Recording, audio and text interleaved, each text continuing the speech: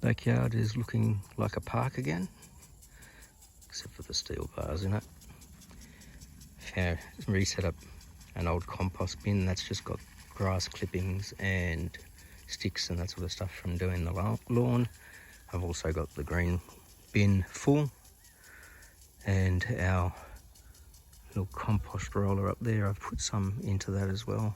I went and bought a circular sprinkler like you'll normally see in parks, and where I've got it set up now, it's getting a good portion of the backyard right now.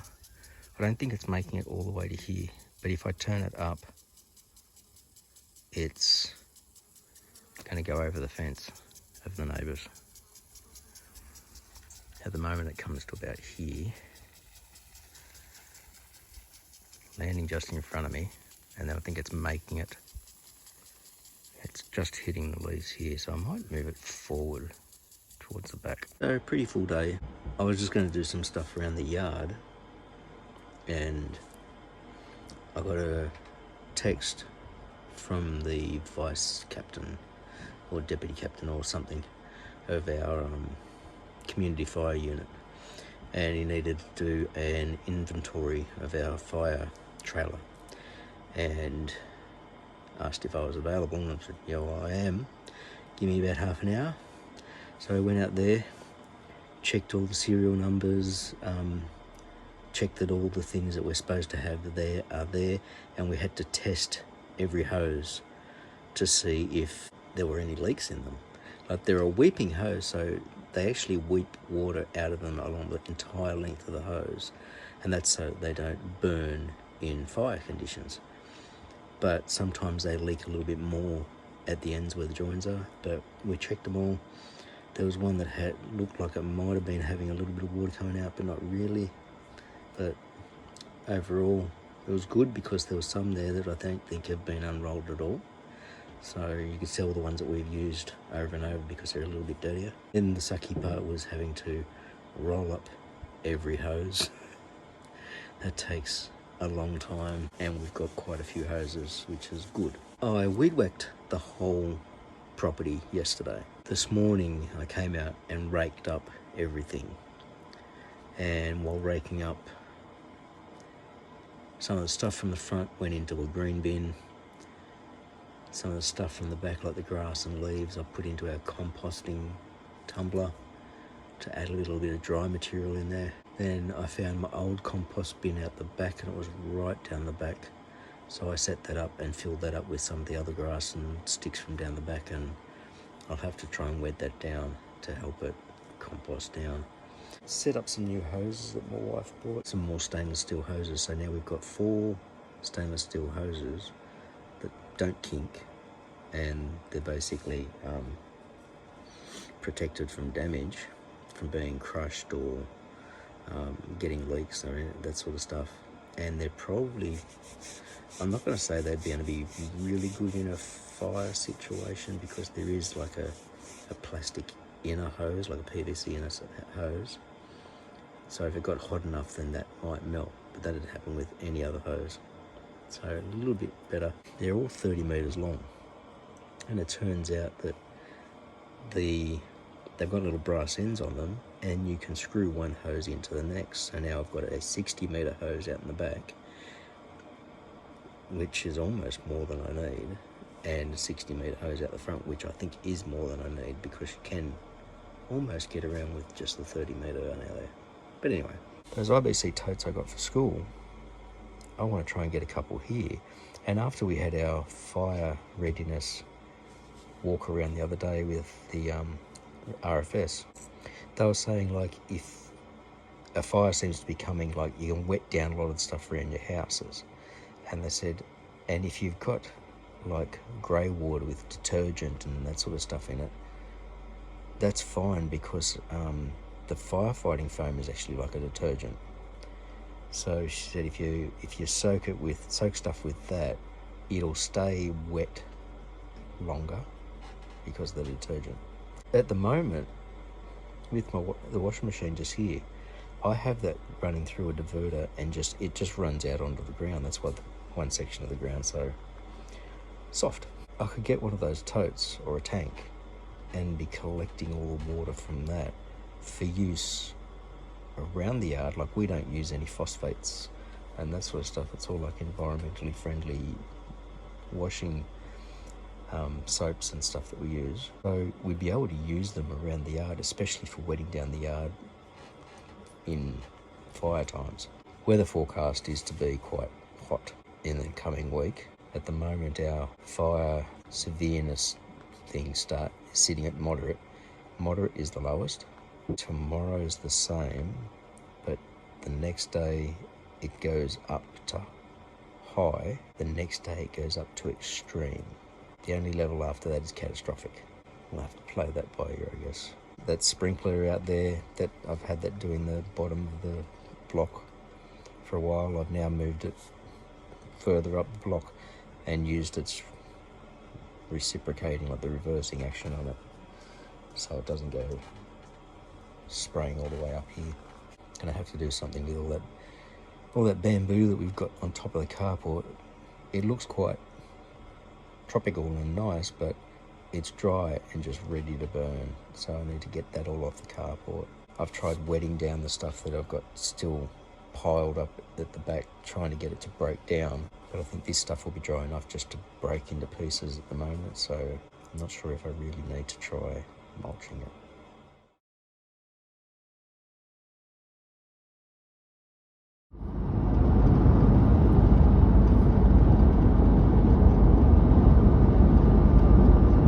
Wednesday morning, and it's my second day back up in the DP chair. My timber girls came up to the office yesterday to see me. Didn't have a class, they just came up to see me. So that was nice, and I guess it's because they graduate in a couple of days. We do have a very final lesson today, and I said if I'm in the office, this is where it'll be.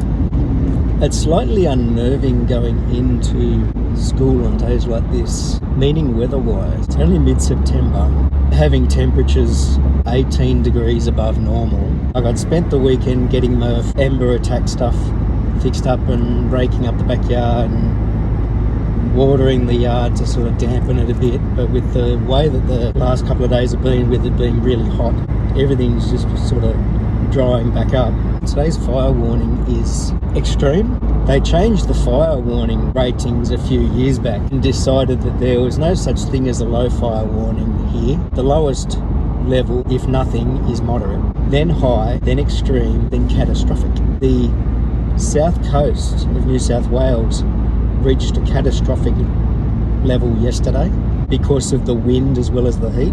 Here it's meant to get really hot. It's dry and it's probably the wind. Total fire ban was yesterday as well. And when you're an hour away from the house, the last big fire danger was 2019. And that's when I really cleared the yard right out. Probably do my best to try and leave work a little on time today.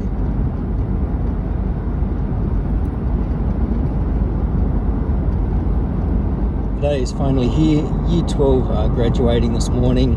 I am part of the ceremony now, being the deputy for that year group. I was asked to make a short address at the end, sort of the closing address. Deputy principal did record her good luck and farewell speech, and that's apparently going to be played on the screen. I'll have my bit, and then they'll have their big video presentation that they usually do, recapping the good times, etc. of school life. And that will then mean that they're no longer at school. Their exams start next term, 5 weeks depending on when their exam is, because they're a statewide exam. It's the end to 13 years of school unless they went to preschool as well. And then tomorrow's the last day of term. We're a 2-week break. Next term, year 11 will officially start their year 12 course. We'll see how things pan out. It's cooled off compared to what it was the last 2 days. Not completely, but it's much better than it was the last 2 days, which will probably make the seniors feel much better in their graduation gowns.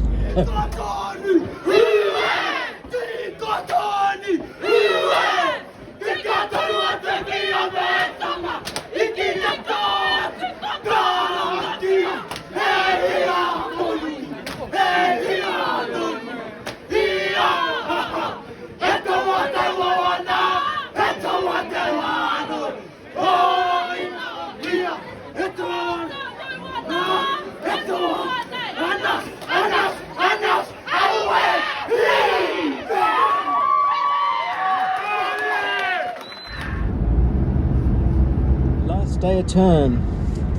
Yay! Graduation was beautiful yesterday. It was great to see all of those kids make it through. I didn't tell my students that I was going to be the deputy in the ceremony. I went down to see the Year 12s getting their gowns fitted and everything like that, ready to go down in the morning. I had a lot of them come up and shake my hand. Thank you very much. You're going to be down there later. The girls in my timber class were saying, are you going to be able to stay through for the whole ceremony? Like to see us all graduate? And I said, oh yeah, I'll be able to stay down there. And I just said, yeah, I just got them to book me out on the calendar for the no meetings so that I could be down there. I went, oh good. Then they saw that I was the official party down the front with the principal. When it came time for the first group of graduates to get up, principal and deputy principal were asked to come up to help give them, and I was doing the graduation medals. When my kids came up and I was putting their medal on them, I would say, surprise, as well as congrats. So it wasn't a big year group, but it was wonderful. The speeches from some of the kids were really beautifully heartfelt, and from the staff. Their regular deputy pre-recorded her speech, did it in one take. It was like sad that she couldn't be there, but so proud of them all, having looked after most of them for the whole 6 years. She got a little teary, but she does that in a lot of speeches. It was really wonderful. It was really wonderful. And there was a lot of people who came. All of the students were limited to 5 guests. They got 5 tickets for people to come into the hall, because our hall isn't big. The students all filed out and the official party followed them out. And you got outside and there were so many more people.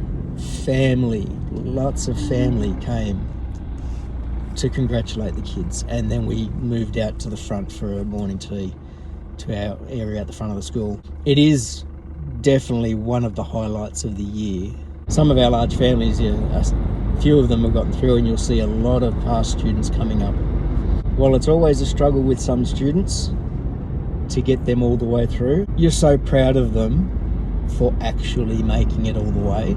They weren't one of those kids that never made it. Interesting to see how many kids are here today now that all Year 12 are gone.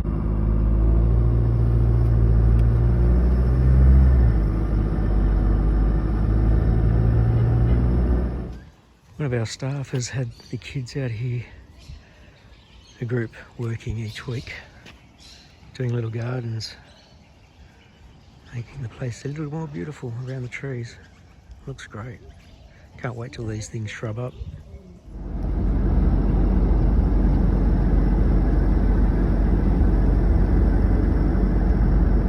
First day of the break. Nice weather, start cleaning up. Cleaned up a lot of the cardboard that I've had lying around from whatever, just had cardboard everywhere. And under the house and in the laundry, I just filled up the back. We do have a recycling bin, but it would take a long time to try and fill that. I did that last week. That only gets collected every 2 weeks, so pretty much a full tray. Taking it up to the tip where they all take paper and cardboard for free because it's a recycling material. They'll take steel for free, but I'd prefer to take that down to recycling place in Penrith, actually get some money for it. But I'm also going to ask them about green waste, because they're collecting the green waste bin every week now in the lead up to fire season. But I want to find out if they've got like free green waste at the tip at the moment. If they do, I'm going to trim back a fair bit of stuff and all the bamboo that we've got lying around the place and just get rid of it, kind of fire prep the place.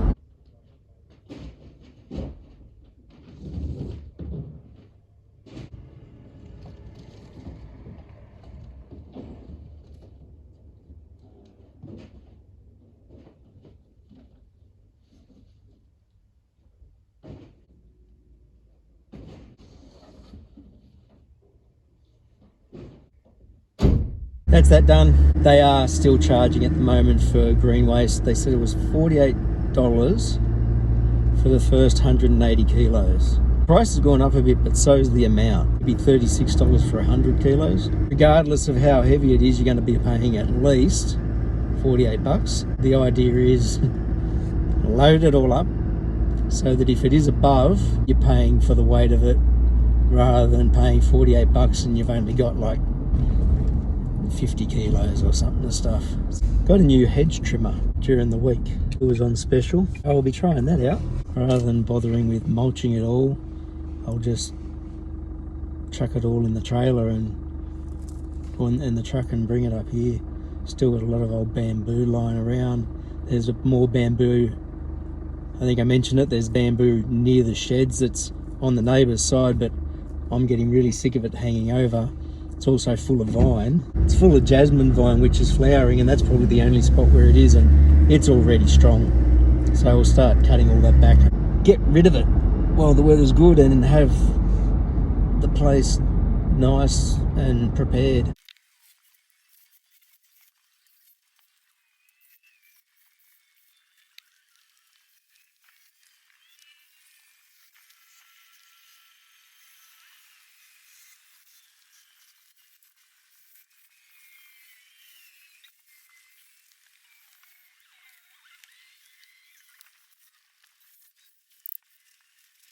Another trip to the tip and started trimming back that hedge, and we were trying to cut it off at about 12 feet. I'm thinking that's a little bit tall now to be trying to manage it at that height, because I couldn't get all the way across the top. I think get it to a height where if I stand on my aluminium platform and reach up, that's going to be, well, that was the 12 foot, but won't reach up so high so that I can get a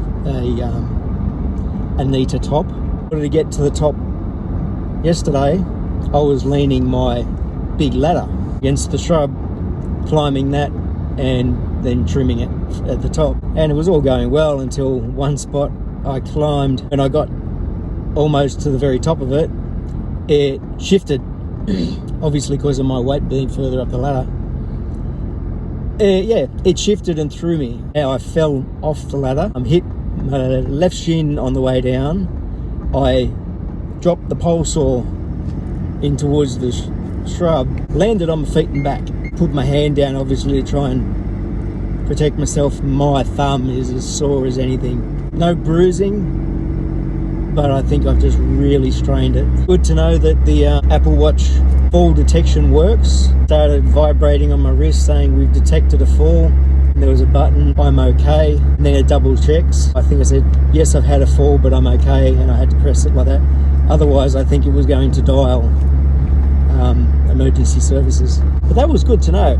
And it was a little frightening too, because quite a lot of accidents in the holidays are usually Aussie men trying to do DIY around the house and falling off ladders. And there I went, falling off a ladder day one of the holiday. I was thinking of just mulching all that stuff, but then I went like, there's nowhere I really need to put it. I need to get rid of all the bamboo.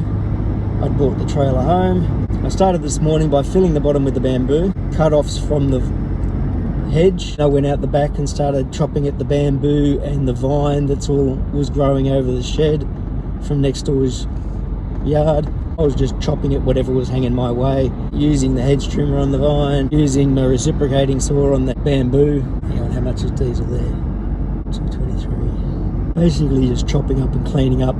Grabbed some of all the old branches and stuff that I'd cut off other trees and I didn't know what to do with.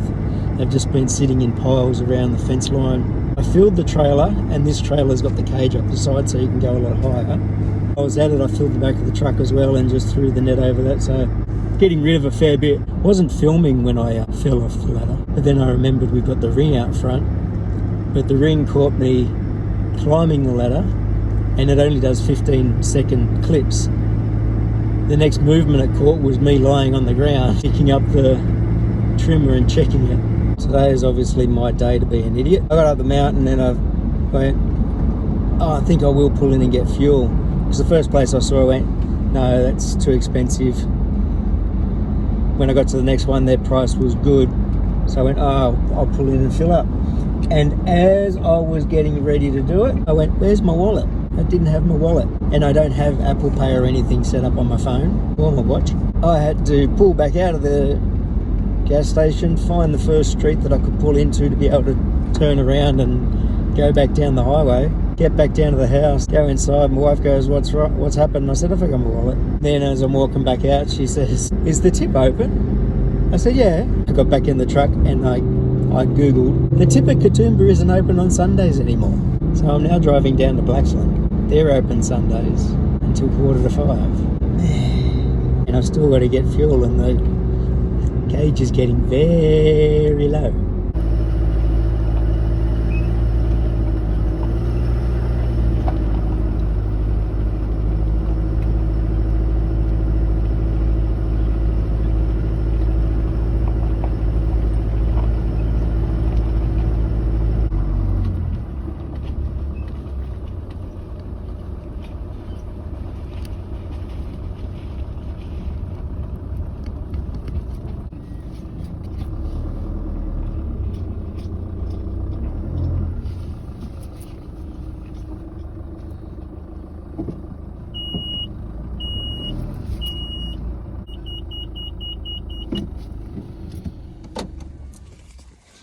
Well,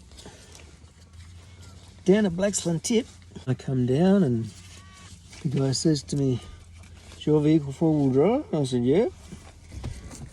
And he goes, have you got a high-vis vest? Yeah. Make sure you got that on when you get out of the vehicle. Head up to the green waste platform, which is up here, rather than into the bins, similar to like at Katoomba. Out I get and do my job.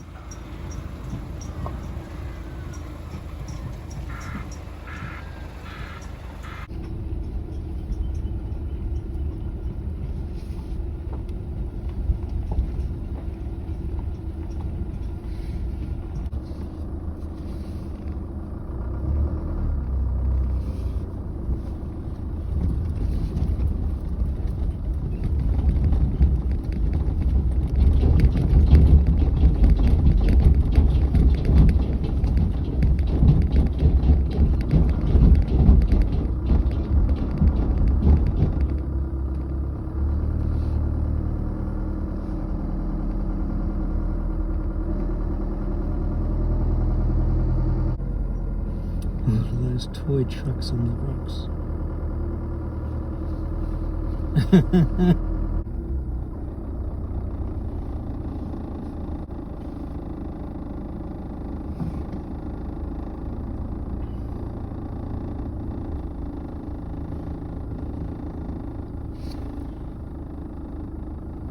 So even though I had the trailer packed full and I had the truck packed full, it was all just light bamboo and leaves and vine and all that sort of stuff. So it only came to a total of 120 kilos. I'd said my thing weighed in for $31, but because they've got a minimum of 48, I had to pay the 48. Unloading the trailer and the truck was real no effort. I just opened down the back of the trailer and I was able to drag out a large chunk of it just off the top, and then all of the bamboo, that was so light, just throw it out. With the truck, same thing, I lowered the back and I was able to almost scoop it out in just 2 goes. There wasn't a lot of weight there. It's been quite a while since I've been to this tip. When I first got there, the girl at the gate said, like I said, green waste, and she said, is it all just from home? Yeah. So they're obviously watching for people bringing in waste from outside. She told me to proceed down to the stop sign. The little bin part was up the top. The guy he asked me about the four-wheel drive, asked me if I had a vest already. Had a bit of a look across, because they must be now really wary of asbestos dumping. They did find some here. Katoomba also had quite a fair bit of asbestos that they found. The open area of Katoomba that I used to go to, you can't go there anymore.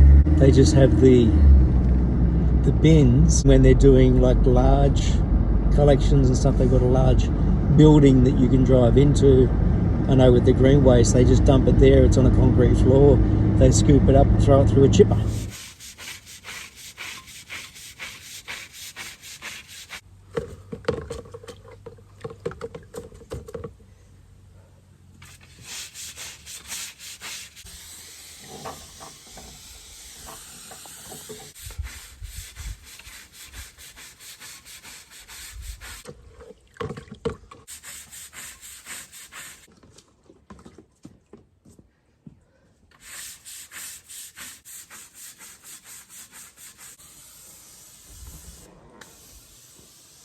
So that's the timber cleaner. Had to spray down the fence first. Then you scrub the cleaner on. And I'm not allowed to let the fence dry out. So you're supposed to just keep misting it. In this heat, it's a little hard. Leave it 20 minutes to do its job. Come back and power wash it. Let it dry and apply your finish. Go get my power washer set up.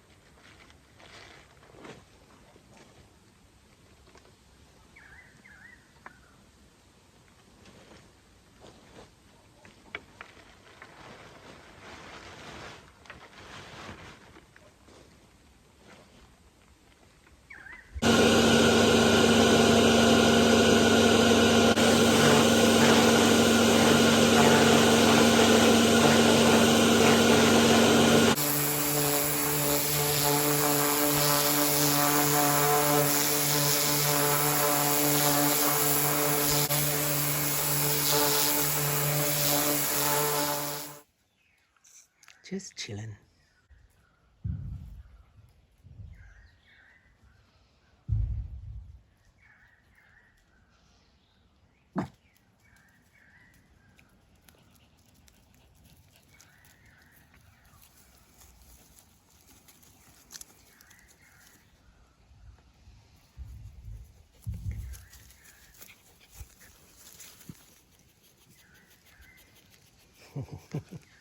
Just having a chill out. Hey, that's not thunder, that's someone's bin. Alright.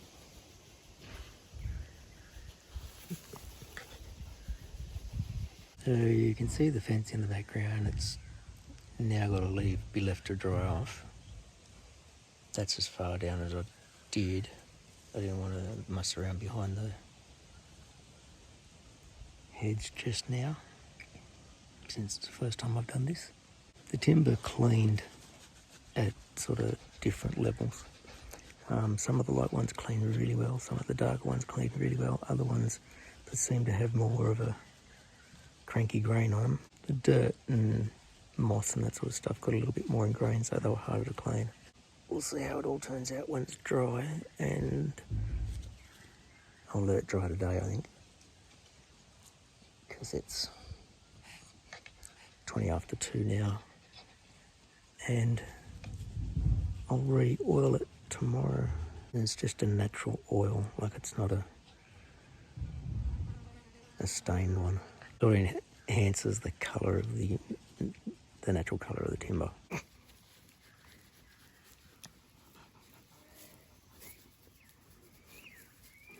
want to show you butthole.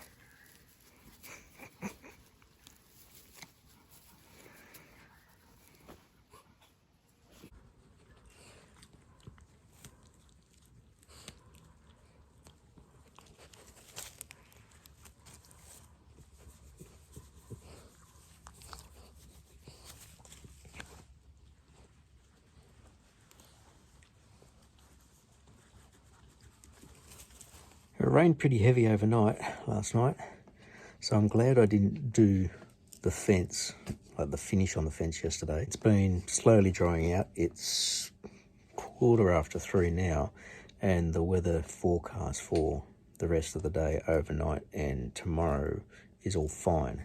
So I'm going to go up and do a finish of the coat of the oil on the fence. And wife got me a new hat, protect my neck. It's also got flaps to go on the front, so you can cover up your face as well, but it's got this breathing section just here. Basically be completely protected from the sun.